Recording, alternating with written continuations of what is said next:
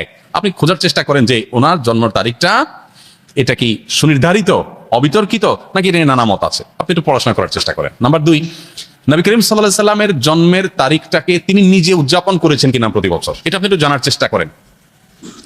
তিনি যদি নিজে নিজের জন্ম উদযাপন না করেন, তাহলে তার সিনিয়র সাহাবী যারা, 4 খলিফা আরো যারা আছেন, এই সমস্ত সাহাবীরা কেউ যারা সবচেয়ে যারা নবী সাল্লাল্লাহু আলাইহি ওয়াসাল্লামকে সবচেয়ে বেশি ভালোবাসতেন, নবী সাল্লাল্লাহু আলাইহি ওয়াসাল্লামের ভালোবাসার দোহাই দিয়েই তো আমরা এটা করি, তো তারা যারা নবী সাল্লাল্লাহু আলাইহি ওয়াসাল্লামকে এর ভালোবাসা যারা উত্তীর্ণ হয়ে গেছেন, ভালোবাসা যারা প্রমাণিত, তার আশেকে রাসূল বলি যেটাই বলি আমরা তথাকথিত, এই জায়গাটা যারা ইতিমধ্যে প্রমাণিত হয়ে গেছেন, সেই সাহাবীরা যাদেরকে কোরআনে আল্লাহ সার্টিফিকেট দিয়েছেন নবী সাল্লাল্লাহু আলাইহি ওয়াসাল্লামের আনুগত্যের ব্যাপারে, ভালোবাসার ব্যাপারে, সেই মানুষগুলো নবী করিম সাল্লাল্লাহু আলাইহি ওয়াসাল্লামের জন্ম দিবস উদযাপন করেছেন কি করেন নাই, আপনি এই বিষয়ে একটু খোঁজ নেন, তথ্যপাত্রগুলো ভেরিফিকেশন করেন, যাচাই করেন। তৃতীয়ত হলো যে জন্ম দিবস উদযাপনের এই কালচার কোত্থেকে আসছে, আপনি এটাও জানার চেষ্টা করেন।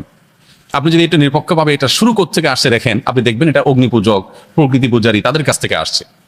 এবং একসময় খ্রিস্টান ধর্মেও এই জন্মদিবস উদযাপন করাটার ব্যাপারে নিরুৎসাহিত করা হতো, নিষিদ্ধ করা হতো।